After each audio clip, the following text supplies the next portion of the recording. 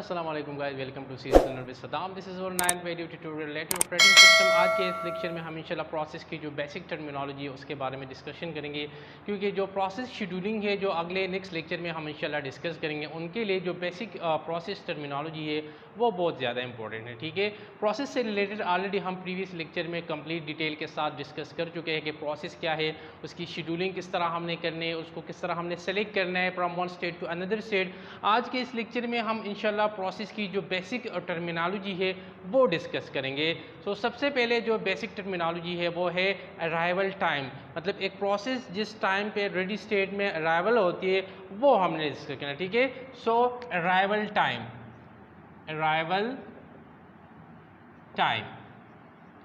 and shortly we can say AT, the time in which process is arrived into a ready state. So this is called arrival time of the process. The process is arrived in ready state. Okay, जब एक process ready state में arrival होती है, उसकी वो पहुंच जाती है रेडी स्टेट में, तो वो जो टाइम कंसिडर होगा उसको हम करेंगे अराइवल टाइम। क्योंकि नेक्स्ट लेक्चर में हम इंशाल्लाह ग्रैंड चार्ट जो है ना वो डिस्कस करेंगे कि किस तरह एक प्रोसेस की जो अराइवल टाइम है वो हमने किस तरह डिस्कस करना है। तो उनके लिए हमें ये होना चाहिए कि एक प्रोसेस जब रेडी स्टेट में किस टाइम पर आए तो उसको हम कहते हैं अराइवल टाइम। इसके बाद फिर नेक्स्ट इनका है बस टाइम। ओके, बस टाइम वो है कि एक प्रोसेस को एग्जीक्यूशन के लिए कितना टाइम चाहिए। So the execution time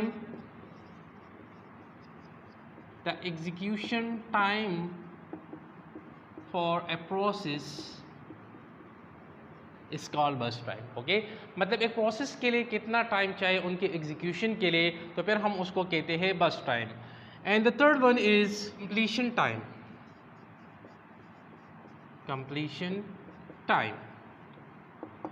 Completion time are those time which is required for a process to fully completed a process, या वो टाइम जब एक प्रोसेस जो है ना वो कम्प्लीटली एग्जीक्यूट हो जाए तो उसको फिर हम कहते हैं कंप्लीशन टाइम, जिसको हम डिनोट करते हैं CT से। ठीक है, इसी तरह बस टाइम को हम डिनोट करते हैं BT से, और कंप्लीशन टाइम को हम डिनोट करते हैं CT से। ठीक है, क्योंकि नेक्स्ट जब हम गैंट चार्ट बनाएंगे तो उस पर हमने बस टाइम को निकालना है, C टाइम को निकालना है। ठीक है, इसी तरह AT टाइम को निकालना है। तो इसी के थ्रू हम जो है ना फिर वो हमारा जो प्रोसेस शेड्यूलिंग होती है वो इसी बेस पे होती है। ठीक है, so we have to know about these all basic terminology of the process. Okay, completion time वो टाइम होती है जो एक प्रोसेस जो है ना कम्प्लीटली एग्जीक्यूट हो जाए। Fourth one is turn around time. Turn around time वो time, the difference between the arrival time and the completion time, मतलब जिस टाइम पे एक प्रोसेस रेडी स्टेट में आया है, ठीक है, वो टाइम और प्रोसेस कितने टाइम में कंप्लीट हुआ। So the difference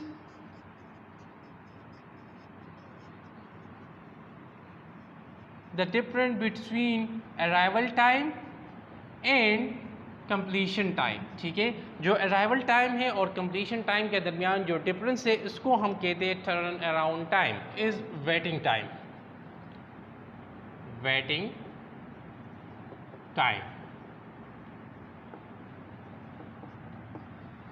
waiting time वो टाइम होती है जो difference between turn around time and arrival time.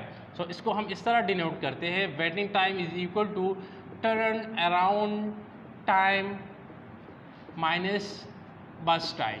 ठीक है, बस टाइम वो टाइम होती है जो एक प्रोसेस की एग्जीक्यूशन के लिए रिक्वायर्ड होती है, तो और टर्न अराउंड टाइम वो टाइम होती है, ठीक है, जो difference between arrival time and completion time की होती है। तो जब टर्न अराउंड टाइम से हम बर्स्ट टाइम को सब्ट्रैक्ट कर लेंगे तो हमारे पास जो है ना waiting time of the process आ जाएगा। अब इसके बाद जो नेक्स्ट वन है वो है रिस्पॉन्स टाइम। रिस्पॉन्स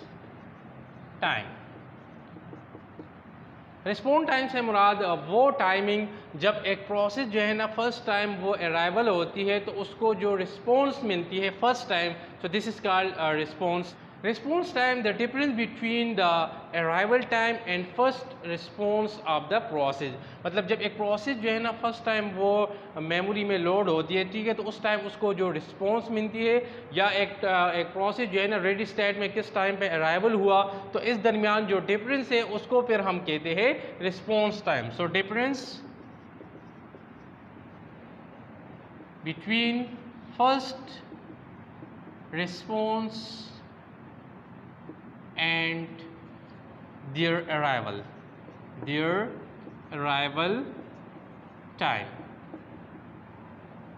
तो रिस्पॉन्स टाइम वो टाइम होती है जो फर्स्ट रिस्पॉन्स होती है एक प्रोसेस की, या एक प्रोसेस जो है ना किस टाइम पे अराइवल हुआ, तो इन दोनों के दरमियान जो डिफरेंस होती है इसको फिर हम कहते हैं रिस्पॉन्स टाइम। इसी बेस पे जो है ना हम नेक्स्ट क्लासेस में इंशाल्लाह गैंट चार्ट जो होती है वो डिस्कस करेंगे, सीपीयू की जो डिफरेंस एल्गोरिथम है शेड्यूलिंग की वो भी इंशाल्लाह डिस्कस करेंगे। तो ये बेसिक चीज़ें थी जो प्रोसेस से रिलेटेड थी, तो इसके बारे में हमें इंफॉर्मेशन होनी चाहिए। तो okay guys, thanks for watching.